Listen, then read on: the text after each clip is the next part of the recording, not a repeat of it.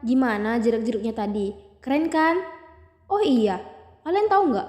Sebelum bangsa kita merdeka, sebelum pemerintahan NKRI terbentuk, wilayah Indonesia ini dikuasai oleh kerajaan-kerajaan loh. Nah, pada video kali ini kita akan bahas mengenai kerajaan Majapahit dan kerajaan Buleleng. Untuk mengenal lebih lanjut, yuk kita simak video berikut ini.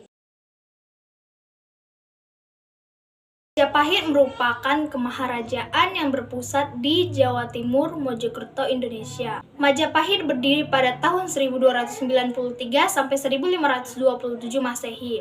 Suku-suku yang ada di Majapahit sangat bervariasi, yaitu diantaranya suku Bali Mula, suku Bali Agah, dan suku Bali Majapahit. Meskipun mereka memiliki suku yang berbeda-beda, mereka memiliki toleransi yang tinggi. Pada saat mereka melakukan suatu acara keagamaan atau acara adat istiadat di tempat yang sama, mereka saling menghargai atau saling toleransi antara suku satu dengan suku lainnya. Sedangkan sistem politik dari kerajaan Majapahit yaitu dipimpin oleh seorang raja. Raja merupakan seorang pemimpin dengan kekuasaan tertinggi pada masa itu. Raja dibantu oleh para dewan-dewan yang lainnya, yaitu Rakyat Mahamantri-Kartini, serta Dewan Pelaksana. Kehidupan sosial Majapahit. Kehidupan sosial Majapahit mengenal sistem kasta karena bercorak Hindu. Sistem kasta ini hanya teoritis saja dalam kehidupan istana. Seperti yang kita ketahui, terdapat 4 kasta, yaitu Brahmana, Ksatria, Waisya, dan Sudra.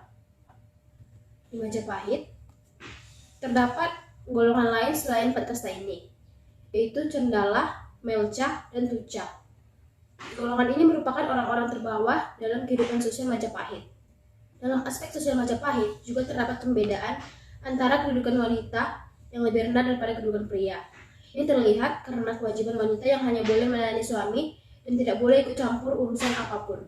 Peraturan ini tertera dalam Undang-Undang Kerajaan Majapahit dengan tujuan menghindari pergaulan bebas antara pria dan wanita. Kehidupan ekonomi kerajaan Majapahit. Berdasarkan isi prasasti yang telah ditemukan, disebutkan bahwa masyarakat kerajaan Majapahit telah mengenal beberapa mata pencaharian seperti pengrajin emas, pengrajin perak, penjual minuman, dan tukang daging. Jika dianalisis, maka perekonomian Majapahit sudah berkembang karena mata pencaharian masyarakatnya mulai bervariasi, tidak hanya menggunakan bidang pertanian saja. Mata pencaharian di luar bidang pertanian semakin banyak. Kemajuan ekonomi Majapahit juga dapat dilihat dari mata uang yang digunakan, yaitu mata uang yang digunakan terbuat dari campuran emas, perak, timah putih, timah hitam, dan tembaga. Masa kejayaan kerajaan Majapahit. Masa kejayaan Majapahit adalah ketika dipimpin oleh Raja Hayam Wuruk yang menggantikan kedudukan ibunya. Pada waktu pemerintahan Raja Hayam Wuruk, Majapahit berhasil menguasai hampir seluruh wilayah Nusantara, bahkan akan memperluas ke wilayah Thailand, Malaysia, dan Singapura. Tak hanya semakin luas, Raja Hayam Wuruk juga berhasil menjalin kerjasama dengan banyak kerajaan-kerajaan lain. Kehidupan rakyat kerajaan Majapahit semakin makmur dan damai. Masa keruntuhan kerajaan Majapahit. Setelah Raja Hayam Wuruk meninggal dunia, Majapahit mulai mengalami kemunduran. Faktor utamanya adalah konflik keluarga karena perang saudara yang berebut kekuasaan yang terjadi selama 5 tahun penuh. Faktor lainnya yaitu mulai bermunculnya kerajaan-kerajaan lain bercorak Islam yang semakin banyak. Kekuasaan kerajaan Majapahit masih terus berlanjut dengan diteruskan oleh raja-raja yang baru. Namun, tidak ada raja yang secakap dan sebijaksana Raja Hayam Wuruk. Hingga akhirnya, kerajaan Majapahit mengalami keruntuhan atas penyerangan kerajaan Demak. Peninggalan kerajaan Majapahit. Yang pertama, peninggalan berupa candi. 1. Candi Penataran. Merupakan candi terluas dan termegah di Jawa Timur yang terletak di Desa Penataran, Ngelengok, Blitar. 2. Candi Bajang Batu. Merupakan candi terbesar yang dimiliki kerajaan Majapahit yang terletak di Desa Temon, Trawulan, Mojokerto. 3. Candi Brahu. Pada masanya, candi ini digunakan sebagai tempat pembakaran raja-raja Majapahit yang terletak di Desa Bejijong, Trowulan Mojokerto. 4. Candi Suku.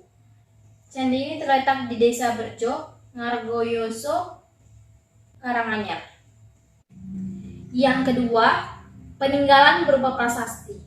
1. Prasasti Kudadu, menceritakan tentang Raden Wijaya yang dibantu oleh Rama Kudadu dalam pelarian dari ancaman Jaya Katuang. 2. Prasasti Sukamarta, menceritakan Raden Wijaya yang memperistri 4 putri Kertanegara serta menceritakan putra dari Raden Wijaya yang bernama Jayanegara yang dinobatkan menjadi Raja Kediri.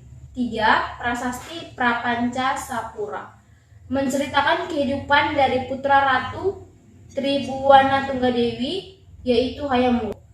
4. Prasasti Waringin Pitu, menceritakan tentang peraturan administrasi Kerajaan Majapahit dan 14 kerajaan bawahannya. Yang ketiga, peninggalan berupa kitab. 1. Kitab Negara Kertagama, merupakan karya Empu Prapanca pada 1365 Masehi, berisi tentang sejarah, perjalanan, dan daerah kekuasaan Majapahit. 2. Kitab Sutasoma, merupakan karya Empu Tentular pada abad ke-14 Masehi, berisi tentang kerukunan hidup beragama di Kerajaan Majapahit. 3. Kitab Arjuna Wijaya, merupakan karya Empu Tentular pada 1350 sampai 1389 Masehi, berisi tentang pertempuran antara raksasa dan Arjuna Sasrabahu. 4. Kitab Ranggawale, tidak diketahui siapa penulisnya, namun diperkirakan ditulis pada abad ke-15 Masehi, berisi tentang pemberontakan di Majapahit akibat perang saudara yang menyebabkan keruntuhan Majapahit. Raja-raja Kerajaan Majapahit. 1. Raden Wijaya. 2. Sri Jayanegara. 3. Sri Gitarja. 4. Hayam Wuruk. 5. Wikramawardhana. 6. Ratu Suhita. 7. Kertawijaya. 8. Rajasawardhana. 9. Purwawisesa. 10. Behre Pandan Salas. 11. Behre Kertabumi. 12. Girinda Wardana. 13. Pati Udara. B. Kerajaan Buleleng. 1. Letak geografis. Kerajaan Buleleng adalah salah satu kerajaan bercorak Hindu di Bali yang letaknya berada pada sekitar pertengahan abad ke-17. 2. Kehidupan pemerintahan dan politik. Dinasti Warmadewa didirikan oleh Sri Kisari Warmadewa berdasarkan prasasti Blonjong. Sri Kesari Warmadewa merupakan keturunan bangsawan Sriwijaya yang gagal menaklukkan kerajaan Tarumanegara di Jawa Barat. Kegagalan tersebut menyebabkan Sri Kesari Warmadewa memilih pergi ke Bali dan mendirikan pemerintahan baru di wilayah Buleleng pada tahun 909 sampai 1011. Kerajaan Buleleng diperintahkan oleh Udayana Warmadewa Udayana. Memiliki 3 anak yang bernama Erlangga, Marakata Pangkaja, dan anak Ungsu. Erlangga akan menjadi Raja Buleleng. 3. Sistem kebudayaan dan sosial kerajaan.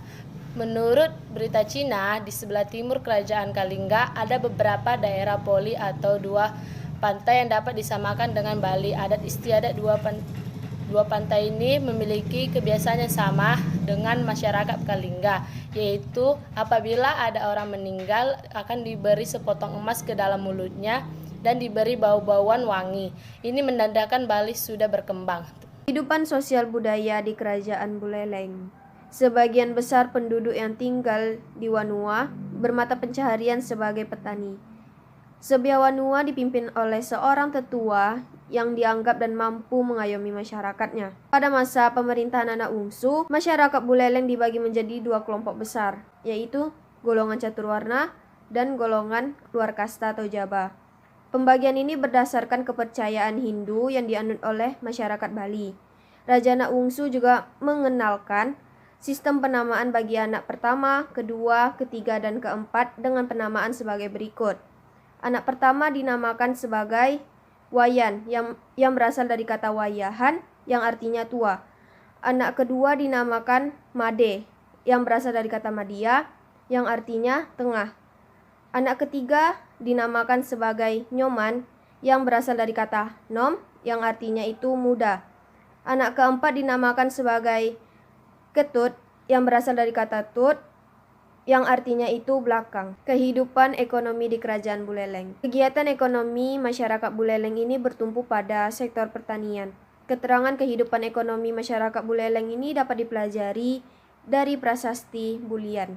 Dalam prasasti Bulian itu terdapat beberapa istilah yang berhubungan dengan bercocok tanam, seperti sawah, sawah kering, ladang, kebun, dan pengairan sawah. Pada masa pemerintahan Marakata Pangkaja, kegiatan pertanian ini berkembang pesat. Masa kejayaan Kerajaan Buleleng, I Gusti Anglurah Panji Sakti tidak hanya menjadi pendiri dan raja pertama yang berkuasa, tetapi ia berhasil membawa Kerajaan Buleleng menikmati masa kejayaannya. Pada masa pemerintahannya, kekuasaannya meluas sampai ke Blambangan di ujung Jawa Timur. Selain itu, Kerajaan Buleleng memiliki bandar dagang yang ramai karena terletak di dekat pantai. Bahkan Buleleng ini menjadi penyalur pasokan hasil bumi dari para saudagar Bali ke berbagai daerahnya. Masa keruntuhan Kerajaan Buleleng. Setelah I Gusti Anglurah Panji Sakti meninggal pada tahun 1704, Kerajaan Buleleng mulai mengalami kemunduran karena putra-putranya memiliki pendapat yang berbeda. Antara tahun 1732 sampai 1752, Buleleng berada di bawah kekuasaan Kerajaan Mengwi. Setelah sempat merdeka selama 3 dekade, Buleleng kembali tunduk kepada penguasa Bali lainnya pada tahun 1780. Adapun peninggalan-peninggalan dari Kerajaan Buleleng. Yang pertama ada Perempatan Agung atau Catuspata, kedua Masjid Kuno, ketiga Masjid Agung Jami, keempat Kampung Bugis, kelima Kantor Bupati Buleleng, keenam itu ada eks Pelabuhan Buleleng. Dan nama-nama raja di Kerajaan Buleleng, yang pertama Gusti Anglurah Panji Sakti, kedua Gusti Panji Gede Danudarastra, ketiga Gusti Alit Panji, keempat Gusti Ngurah Panji, kelima Gusti Ngurah Jelantik, yang keenam Gusti Made Singaraja.